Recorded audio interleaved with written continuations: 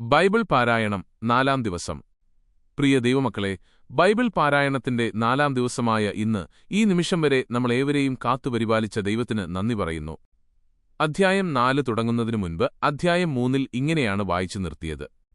മനുഷ്യനെ പുറത്താക്കിയ ശേഷം ജീവന്റെ വൃക്ഷത്തിങ്കിലേക്കുള്ള വഴി കാക്കാൻ ഏദൻ തോട്ടത്തിന് കിഴക്ക് അവിടുന്ന് കെരൂബുകളെ കാവൽ നിർത്തി. എല്ലാ വശത്തേക്കും കറങ്ങുന്നതും തീ ജ്വലിക്കുന്നതുമായ ഒരു വാളും അവിടുന്ന് സ്ഥാപിച്ചു. മുൻ അധ്യായങ്ങൾ വായിക്കാത്തവരാണ് നിങ്ങളെങ്കിൽ മുകളിൽ ഐ ബട്ടണിൽ പ്ലേലിസ്റ്റ് കൊടുത്തിട്ടുണ്ട്. അതിൽ പോയി ഏത് അധ്യായമാണ് നിങ്ങൾ വായിക്കാത്തതെങ്കിൽ അത് വായിക്കാൻ ശ്രദ്ധിക്കുക. എന്നാൽ മാത്രമേ നിങ്ങൾക്ക് കൂടുതൽ കാര്യങ്ങൾ മനസ്സിലാക്കാനും പഠിക്കാനും പറ്റുകയുള്ളൂ.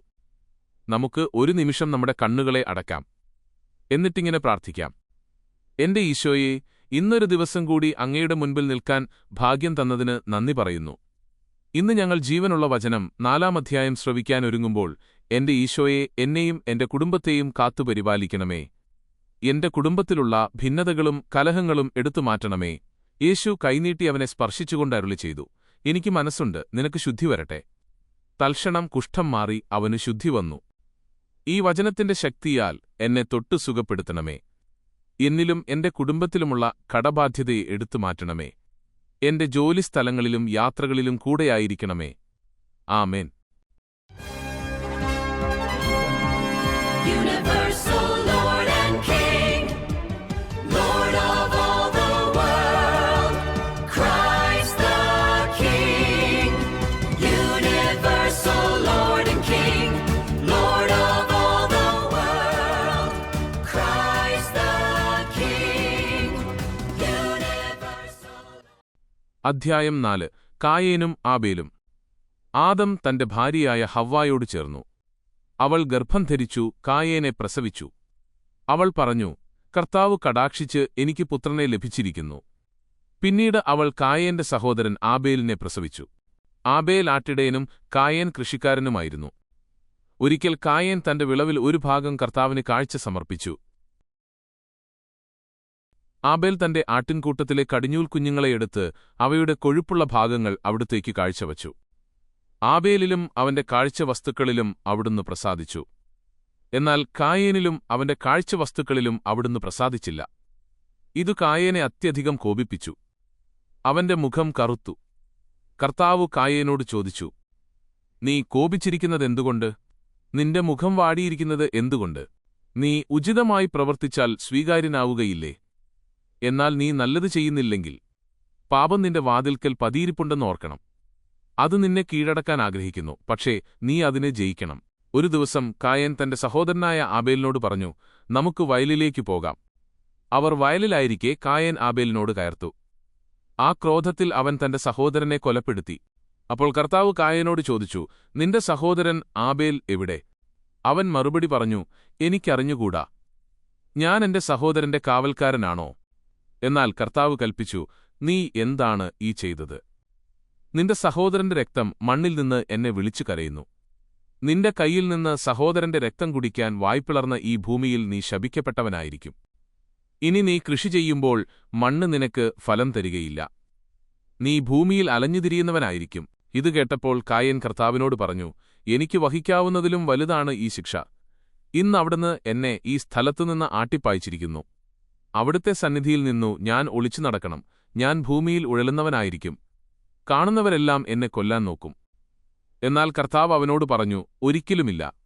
കായേനെ കൊല്ലുന്നവന്റെ മേൽ 7 ഇരട്ടിയായി ഞാൻ പ്രതികാരം ചെയ്യും.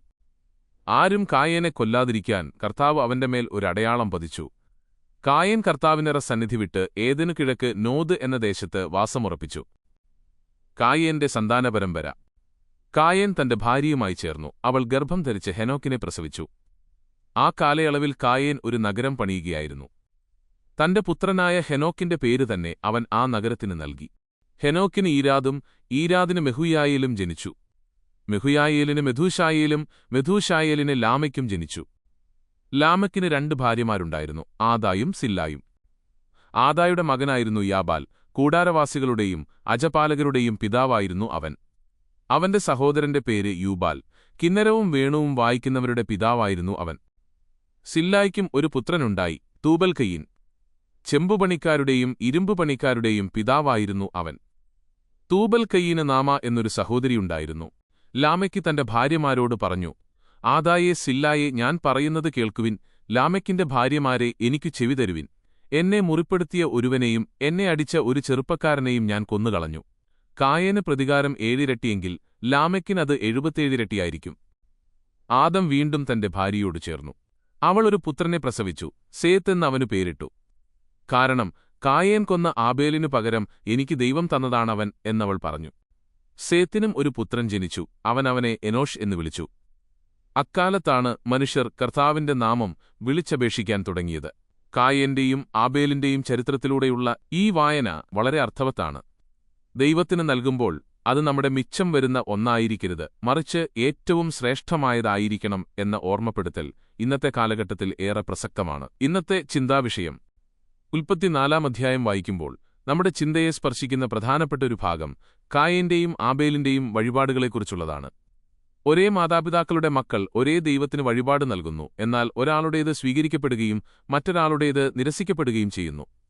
എന്തുകൊണ്ടാണ് ഇങ്ങനെ സംഭവിച്ചത്? നമ്മൾ ചിന്തിക്കേണ്ട കാര്യമാണ്. ആബേൽ തന്റെ ആട്ടിൻകൂട്ടത്തിലെ കടിഞ്ഞൂൽ കുഞ്ഞുങ്ങളെയും അവയുടെ കൊഴുപ്പുള്ള ഭാഗങ്ങളും കാഴ്ചവെച്ചു. കർത്താവ് ആബേലിലും അവന്റെ കാഴ്ചവസ്തുക്കളിലും പ്രസാദിച്ചു. എന്നാൽ കായേനിലും അവന്റെ കാഴ്ചവസ്തുക്കളിലും അവിടുന്ന് പ്രസാദിച്ചില്ല. 1. ദൈവത്തിന് കൊടുക്കുമ്പോൾ ഏറ്റവും നല്ലത് നൽകുക, the best for God. Abel തന്റെ പക്കലുള്ളവയിൽ ഏറ്റവും നല്ലത് ആട്ടിൻകൂട്ടത്തിലെ കടിഞ്ഞൂൽ കുഞ്ഞുങ്ങളെ ദൈവത്തിനായി തിരഞ്ഞെടുത്തു. എന്നാൽ കായേൻ തന്റെ കൃഷിവിഭവങ്ങളിൽ നിന്ന് ഒരു ഭാഗം മാത്രമാണ് നൽകിയത്. നമ്മുടെ ജീവിതത്തിലും സമയവും കഴിവും സമ്പത്തും ദൈവത്തിന് നൽകുമ്പോൾ അത് മിച്ചം വരുന്ന ഒന്നായിട്ടാണോ അതോ നമ്മുടെ പക്കലുള്ള ഏറ്റവും ശ്രേഷ്ഠമായ ഒന്നായിട്ടാണോ നൽകുന്നത് എന്ന് നാം ചിന്തിക്കണം. 2. ഹൃദയത്തിന്റെ വിശുദ്ധി. ദൈവം കാഴ്ചവസ്തുക്കളെ നോക്കുന്നതിനു മുൻപ് അത് നൽകുന്ന വ്യക്തിയെയാണ് നോക്കുന്നത്. കർത്താവ് ആബേലിലും അവന്റെ കാഴ്ചവസ്തുക്കളിലും പ്രസാദിച്ചു എന്നാണ് വചനം പറയുന്നത്. അതായത് ആബേലിന്റെ ഹൃദയശുദ്ധി കാരണമാണ് അവന്റെ വഴിപാട് സ്വീകാര്യമായത്. ബാഹ്യമായ കർമ്മങ്ങളെക്കാൾ ഹൃദയത്തിന്റെ ആത്മാർത്ഥതയ്ക്കാണ് ദൈവം മുൻഗണന നൽകുന്നത്. 3. തെറ്റുകൾ തിരുത്താനുള്ള അവസരം. തന്റെ വഴിപാട് നിരസിക്കപ്പെട്ടപ്പോൾ കായേൻ കോപിക്കുകയാണ് ചെയ്തത്. അവിടെ ദൈവം അവരോട് ചോദിക്കുന്നുണ്ട്, നീ നന്മ ചെയ്യുന്നുവെങ്കിൽ സ്വീകാര്യനാവില്ലേ എന്ന്. നമ്മുടെ വീഴ്ചകളിൽ നിരാശപ്പെടുകയോ മറ്റുള്ളവരോട് അസൂയപ്പെടുകയോ ചെയ്യുന്നതിനു പകരം സ്വയം തിരുത്തി ദൈവത്തിലേക്ക് മടങ്ങാനാണ് നാം ശ്രമിക്കേണ്ടത്. നമ്മുടെ പ്രാർത്ഥനകളും കർമ്മങ്ങളും ദൈവത്തിനു മുൻപിൽ സ്വീകാര്യമാകണമെങ്കിൽ ആബേലിനെപ്പോലെ നിർമ്മലമായ ഹൃദയത്തോടെയും ഉത്തമമായ വിശ്വാസത്തോടെയും ആയിരിക്കണം നാം ഓരോ കാര്യവും ചെയ്യേണ്ടത്. ദൈവം നമ്മുടെ കൈകളിലെ വസ്തുക്കളെയല്ല, നമ്മുടെ ഹൃദയത്തിലെ സ്നേഹത്തെയാണ് ആഗ്രഹിക്കുന്നത്. പ്രിയ ദൈവമക്കളെ, ഇന്ന് ഈ ദൈവവചനം ശ്രവിച്ച എല്ലാവരെയും ദൈവത്തിന് സമർപ്പിച്ച് പ്രാർത്ഥിക്കുന്നു. എല്ലാവിധ ആപത്തുകളിൽ നിന്നും രോഗങ്ങളിൽ നിന്നും ദുശീലങ്ങളിൽ നിന്നും കാത്തുരക്ഷിക്കണമേ. നമുക്കൊരുമിച്ച് ഇങ്ങനെ പ്രാർത്ഥിക്കാം. ഇന്നത്തെ വായനയിൽ വായിച്ചു കേട്ട കായേന്റെ ജീവിതശൈലിയുമായി സാമ്യപ്പെട്ടുപോകുന്ന ഏതെങ്കിലും രീതിയിലുള്ള സ്വഭാവം എന്നിലുണ്ടെങ്കിൽ എന്നോട് ക്ഷമിച്ച് ശുദ്ധീകരിക്കണമേ. ഈശോയെ, ഈ വായന തുടങ്ങി 4 ദിവസം പിന്നിടുമ്പോൾ ഈ വചനം കേൾക്കാൻ എനിക്ക് അവസരം തന്നതിനെയോർത്ത് നന്ദി പറയുന്നു. നാളെ 5 മണിക്ക് കാണും വരെയും എന്നെയും എന്റെ കുടുംബത്തെയും അങ്ങേറ്റെടുക്കണമേ. കുടുംബത്തിൽ ശാന്തിയും സമാധാനവും പ്രദാനം ചെയ്യണമേ. ആമേൻ. നിങ്ങൾക്ക് ഏതെങ്കിലും തരത്തിലുള്ള പ്രാർത്ഥനാ സഹായം ആവശ്യമുണ്ടെങ്കിൽ പേരും സ്ഥലവും പ്രാർത്ഥനാ ആവശ്യം എന്താണെന്നതും കമന്റ് ബോക്സിൽ രേഖപ്പെടുത്തുകയാണെങ്കിൽ വീഡിയോയിൽ ഉൾപ്പെടുത്തി പ്രാർത്ഥിക്കുന്നതാണ്. നാളെ വൈകിട്ട് 5 മണിക്ക് കാണും വരയ്ക്ക് എല്ലാവരും ദൈവകരങ്ങളിൽ സുരക്ഷിതരായിരിക്കട്ടെ.